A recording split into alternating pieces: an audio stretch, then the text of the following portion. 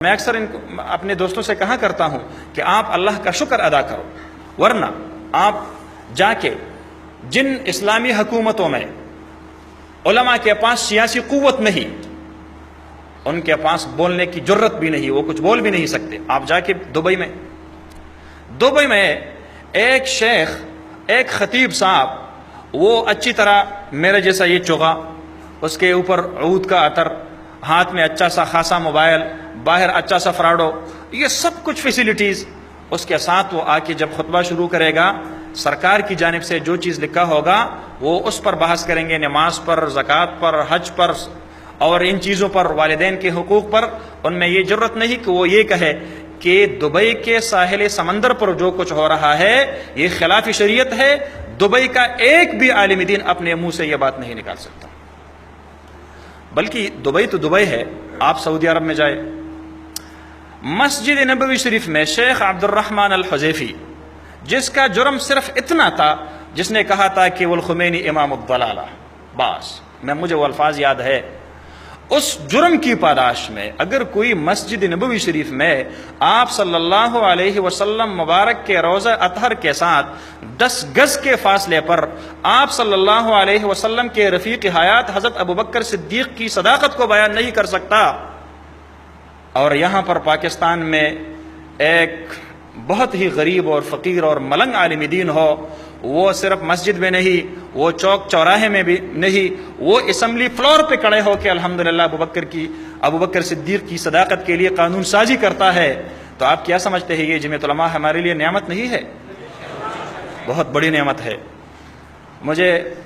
بس میں آخری بات کہتا ہوں، ایک ساتھی نے بتایا کہ ہمیں منع کیا گیا ہے کہ آپ لاؤڈ سپیکر میں تقریر نہ کریں، یہاں پر تو حالات بہت زیادہ بگڑے ہیں، مجھے پتہ ہے، لیکن یہ پنجاب کے علماء کو اللہ رب العالمین کی طرف سے تھوڑی سی وارننگ ہے کہ یہ سیاست کیوں نہیں کرتے ہیں، یہ الیکشن میں وڈیروں کے پیچھے کیوں چلے جاتے ہیں۔ اگر انہوں نے اپنی سیاسی طاقت بنائی ہوتی، کسی کو بھی یہ جرت نہ ہوتی کہ وہ جا کے مسجد کے اوپر سے لاؤڈ سپیکر وہ اتار کے باہر گلی میں پھینک دیتے، کسی کو یہ جرت نہیں ہوتی۔ KPK میں بھی علماء ہے، ہم بھی لاؤڈ سپیکر میں تقریر کرتے ہیں۔ مجھے کسی ایک عالم نے کہا کہ مجھے پولیس چوکی سے یہ لیٹر آیا ہے، اس میں لکھا ہے کہ جمعہ کے دن آپ نے خطبہ لاؤڈ سپیکر پر نہیں دینا ہے۔ میں نے IG سے رابطہ کیا، IG خیبر پختونخوا ناصر درانی سے، یہ کیوں منع کیا آپ نے ان لوگوں کو؟ انہوں نے کہا کہ یہ تو قانون ہے۔ میں نے کہا قانون کب سے بنا ہے؟ اس نے کہا بہت پہلے سے بنا ہے۔ تو میں نے کہا آپ اب اس کو امپلیمنٹ کیوں کروا رہے ہو؟ اس نے کہا کہ جی بس اب تو حالات کچھ اس طرح بن گئی۔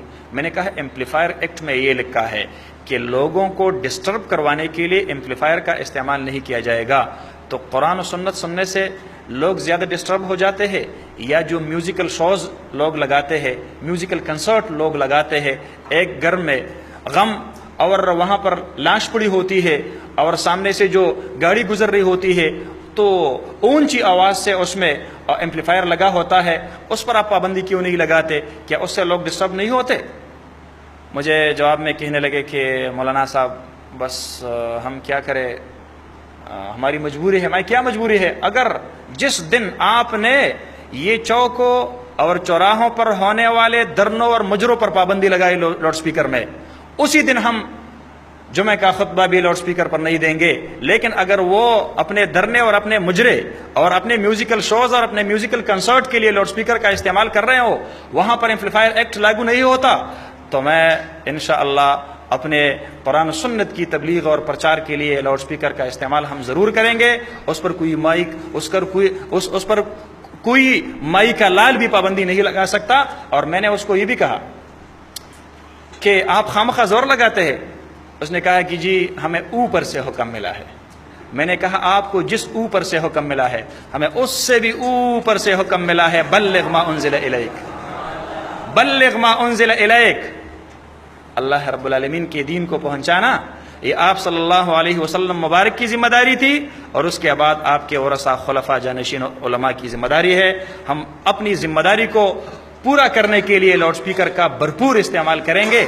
اور اگر آپ نے خامخواہ FIR کٹوانی ہے تو سب سے پہلے FIR میرے خلاف کٹوائے، اور میرے لیے ہتھکڑیاں لائے، میں ہتھکڑیوں کو ویسے ہاتھ کو نہیں لگاتا، میں اس کو چوم کر اپنے ہاتھوں میں لگاؤں گا اور فخر کرتے ہوئے میں جیل میں داخل ہو جاؤں گا کہ کوئی 302 میں آیا ہے اور کوئی چوری میں آیا ہے، کوئی ڈاکے میں آیا ہے، اور میں قرآن و حدیث کی دعوت کو لاؤڈ سپیکر پر عام کرنے کی جرم میں آیا ہوں، میرے لیے یہ سعادت کی بات ہوگی۔ الحمدللہ اس دن کے بعد اس نے پھر اس طرح کی کوئی ڈائریکشن نہیں ایشو کی ہے۔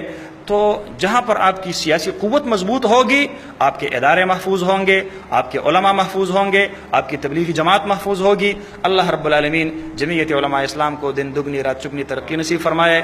اللہ رب العالمین ہمارے اکابرین کی جو سرپرستی، ان کی جو سایہ شفقت ہے، وہ تادیر ہمارے سروں کے اوپر رکھے۔ میں حضرت کے سامنے اتنی ساری باتیں کہنے کہ میں معذرت چاہتا ہوں، اگر کوئی غلطی ہوئی ہو تو میں معافی چاہتا ہوں، اور حضرت دعا فرمائیں گے، پھر انشاءاللہ ہم آپ سے رخصت لیں گے۔ جزاکم اللہ۔